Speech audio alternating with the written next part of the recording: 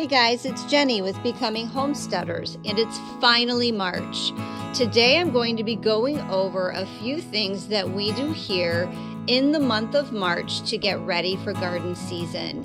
We'll be sharing planting some new garden beds, garden prep, starting more seeds, taking down a tree, adding firewood, doing some soil testing. So hopefully some of these things are things that you will be doing as well, and maybe you find something that's helpful. Remember, if you like the video, give us a thumbs up and consider subscribing to our channel, Becoming Homesteaders. All right, so here we are, the middle of March, and I am getting ready to start more seeds. I'm also going to give you an update on all of the brassicas that I started. Those were started in February, and we're getting the garden ready. We've got a lot going on here at the house, some good, some bad, so I'm going to fill you in on all of that. But I have some seeds here that I thought I would go over that we will be planting outside. Fingers crossed with the weather. I know everybody's got crazy weather going on here across the US, but we're hoping to get these seeds in the ground within the next week or so. But I thought I would just go over some of the varieties and some of the different items that I'll be planting. So first we will go over peas. So I'm going to be doing 3 rows of peas. These are from Gurney's. They're called Pealicious. Isn't that cute? But they're supposed to do very well. They're supposed to have long pods with lots of peas. These are shelling peas. So we will be planting these for shelling. I do have some snap peas, but I don't have those down. I forgot those. Don't remember the variety, but we'll be doing a little bit of the snap peas too. But I'm primarily doing shelling peas the first part of the spring. Then I have some spinach. So we have this, I've never tried this one. It's called Bloomsdale Long-Standing Spinach from Baker's Creek. I'll be starting that, as well as some spinach from Johnny's. This is a hybrid smooth leaf spinach. It is called, well, I'm not sure what it's called. It's A-U-R-O-C-H. I will botch the name if I try to say it, but that's supposed to be a good one too. I have planted this one in the past, so we're gonna do those 2 varieties of spinach. Then I have some radishes that I'm going to try. I've never tried this one. This was a free seed packet in my Baker's Creek. They're so good about that, and I just love getting that surprise packet of seeds. But this is a Japanese wasabi, so I'm excited to try this one. We'll see. My dad loves radishes, so we'll see if he likes this variety. And then we have 2 from Johnny's that I have grown in the past. This one is a round radish called Pearl. It's white. It's just beautiful. And then this one is a hybrid round radish called Rover. So this one is nice and petite as well. So I do like growing both of these. And then with those, I'm going to be growing beets. I have an old packet from Annie's Heirloom. It is the same variety. I reordered some from Baker's Creek. The same variety. It's called Detroit Dark Red Beet. And I am learning that some things do not do well after you've kept them, seed-wise, after you've kept them for several seasons. So, and we'll talk about that with my brassicas when I start to show you how they're doing. But this is an old packet of the Detroit beet, and this is a new packet. So I'm going to be using both of these just to kind of see what varieties do well, what varieties don't do well, if the seeds age does matter. But I'm going to be doing 3 rows of these, and they're 8-foot rows. So, and you can plant these, I think it was, 4 to 6 inches apart. So I'm going to be doing the radishes in between those. The radishes are going to mature before the beets. So then when you pull the radish out, it kind of loosens the soil and gives room for the beet. So making use of every inch of space that I have once I pull the beets out, or right around the time I'm getting ready to harvest the beets, I will be planting my tomatoes in those rows. So we're trying to utilize every inch of space and doing a little bit of succession planting, I guess you could call that, with these, but different varieties that are harvested different times of year. So my carrots, I am excited to try these. These are from Baker's Creek. I've never tried this. It's St. Valery. And these are gonna go up front where I normally plant my carrots. And then this fall, I'm gonna be doing another round of these. So excited to have those. I'm gonna be starting some parsley. This is called Giant of Italy. Some winter choy. This is just beautiful. Little tight clusters of yellowish green heads. So that's just beautiful. And then a Mizuna mix. So that's pretty much it for what I will be starting outside in the next couple weeks. Now we can go over my brassicas and I can let you know how they did. All right, so here are most of my brassicas. I'm cleaning out my little greenhouse in there. You know, the dirt and things kind of fall off the pots. So we're gonna give that little area a good cleaning, and I thought I would bring them out on the kitchen table and show you guys how they're doing. So we have several different varieties and different items here. And I have to say, I know I said in my other video that I was gonna try to do a better job at labeling, and I did not. So just by looking at things though, I can kind of tell. So I don't know, we'll see. We'll figure it out when they mature, right? Okay, so this little group here, this is my sprouting broccoli. And these are one of my favorite that I do. Unfortunately, I only had 6 sprout and mature, but I think that will still be enough. They look pretty good. So we did pot them up into larger pots. So they all look pretty healthy. The next variety is Imperial Broccoli. So I'm excited. This is a new variety of broccoli. So they look really good too though, nice and healthy. We have 6 of those as well. Okay, here is the Emiko cabbage. This is a Chinese cabbage, and I have 8 of these. So they look really good. Next up is Clementine cauliflower. Those look good. I do have 6 that look really good. And then we have 2 back here. More than 1 seedling came up, so I hate getting rid of them. So I do try to let them survive. So these are the 2 that also came up that I separated. So they usually come out of it and are just as healthy as the other guys, but we'll see. Next up, we have all the year round cauliflower. This is an older seed. Now this is from Annie's Heirloom. They no longer carry this variety. It did well last year, but I have to say I can see this one. I think my dog stepped on. So I think that one, I will give the benefit of the doubt that it wasn't the seedling's fault. But you can see that it's just, they just don't look as healthy. We'll see though, they may catch up just fine with the other ones. Okay, then we have another variety of broccoli, and I'm not sure what it is. It's gonna be a green heading broccoli, I believe. I think this is the variety that I purchased from Annie's, but I don't remember. If I remember the name, I'll throw it up, or if I can find the name, I'll throw it up there for you. But they look okay. Again, these are seeds that are old. So I got these seeds about the same time as I got the Golden Acre seeds from Annie's. And it is certainly not anything Annie's heirloom seeds did. It is my fault because I kept them too long, I believe. So the first few years, these cabbages did amazing, and they looked a lot better at this point too. So they may come out of it and they may perform just as well, but I don't know that I will be taking this chance next year. I will be ordering new seed. So there are 4 of the green cabbages here.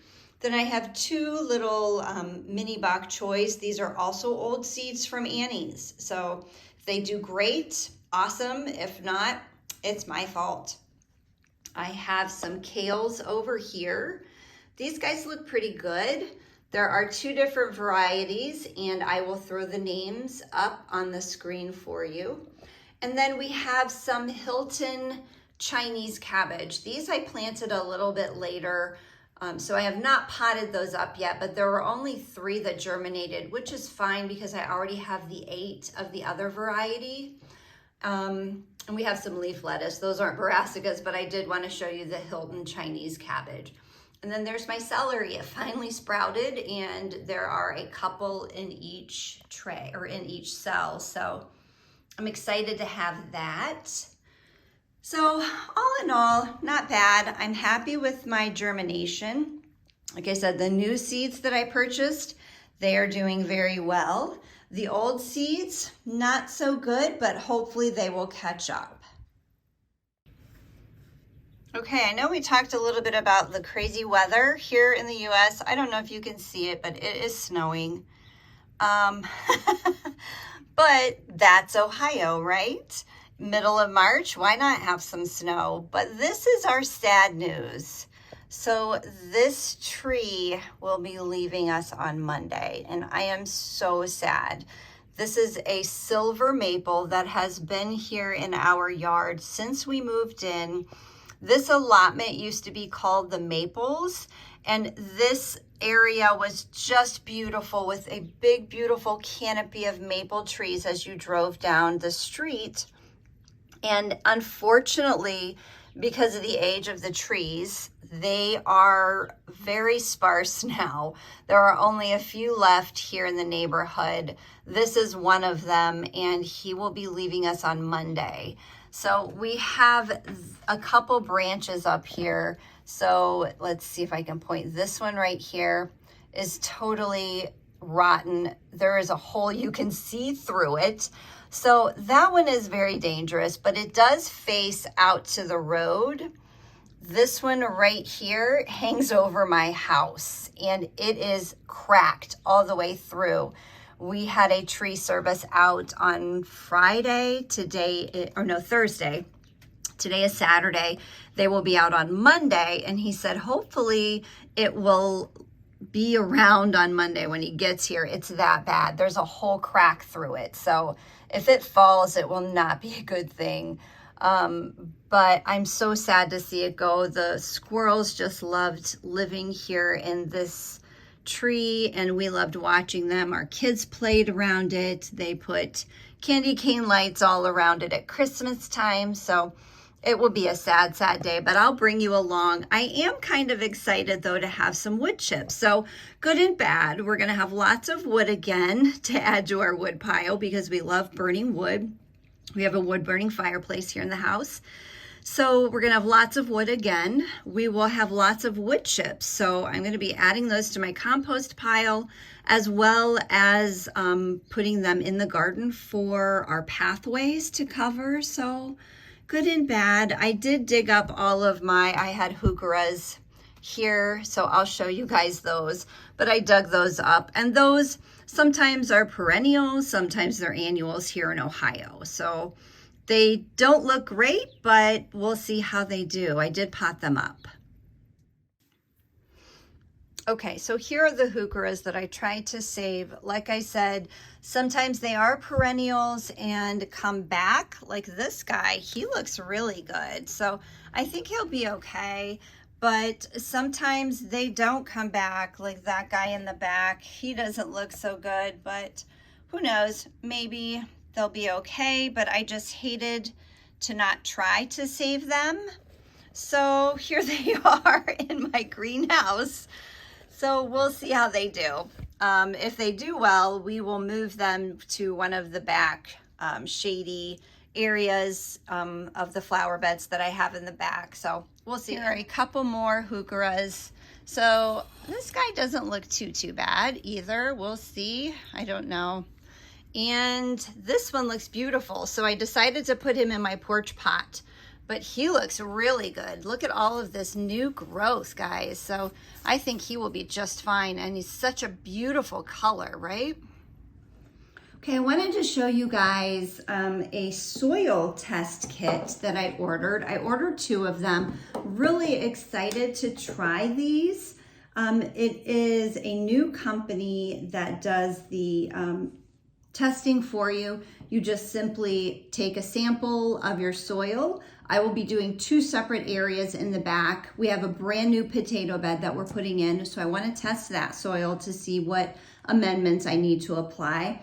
And then my fenced in area where I usually put my beets and tomatoes and peppers, I'd like to test that soil too, just to see if it is lacking in any area.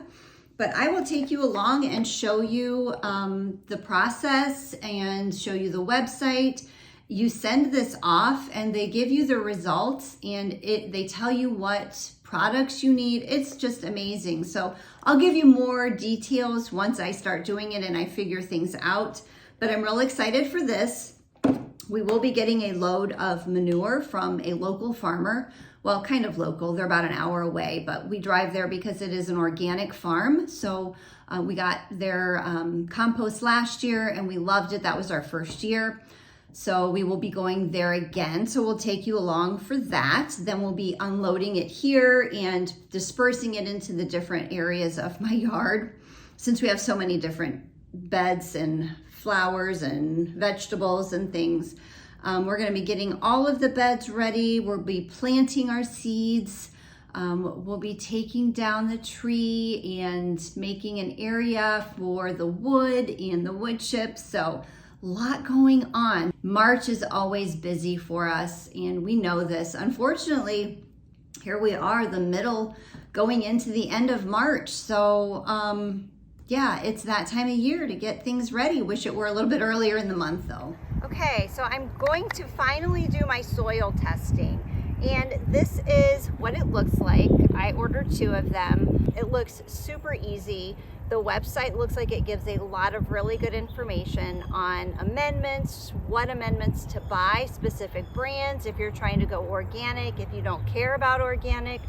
So I'm excited to get the results, and it comes in this cute little box. It has postage on it already and a little sticky tab. All you have are your instructions. Hi, Mara. And your Ziploc bag. So I'm simply going to dig up some soil, put it in the Ziploc bag to the fill mark, and put it in the box, tape it shut, send it in the mail. So pretty simple. This is the new bed that we will be putting the potatoes in. So it does say to make sure that your soil is free from any vegetation. So this grass, we won't want that in there, and any rocks or pebbles that might be.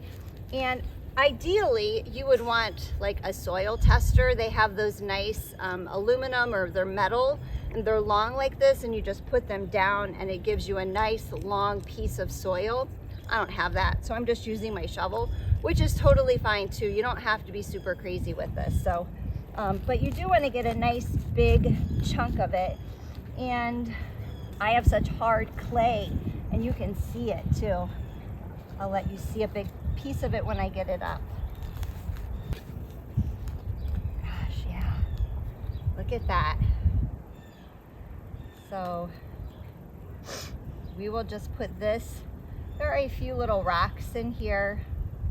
You want to make sure those are all out, but I'll probably go through and sift it a little bit better when I get in the house. But that's it. Pretty easy. Well, here's an update for our tree. It has been about a week, maybe not quite a week yet, since this started, and the top is gone, but the tree trimming service, their chipper and the thing that takes you up so that you can cut the top off, broke, unfortunately for them. So we did rescue a squirrel's nest. So there was a nice little hole where she could go down into in the tree, and she built a beautiful nest in here. But unfortunately the tree service cut it down. We rolled it over here, and she has since moved on to the back wood pile. So she's back there. I don't see her now. All right, well, we have my onions out here Really like to get them in the ground this week. There's some spinach, but it's such a rainy, gloomy day today. Yeah, so I don't know. But do you see Mama Squirrel back here? There she is. We're so stupid. We're out there. We heard them squeaking. My husband's out there trying to scoop them up out of the way before the tree trimmer throws down more logs on top of the babies. Then he comes up to the door and apologizes for cutting the tree down with them in it. But it all worked out. They were fine. And she actually moved the nest. So there she is. Sorry, it's very shaky. But yeah, so I think they're going to be okay. All right, guys, I hope you're all motivated to get out in the garden. These are just a few things that we're doing here in our garden, getting ready for garden season in the month of March. So stay tuned for more videos. They will be coming up. And give us a thumbs up if you liked our video, and consider subscribing to Becoming Homesteaders. All right, guys, take care. Thanks so much. See you in the next video.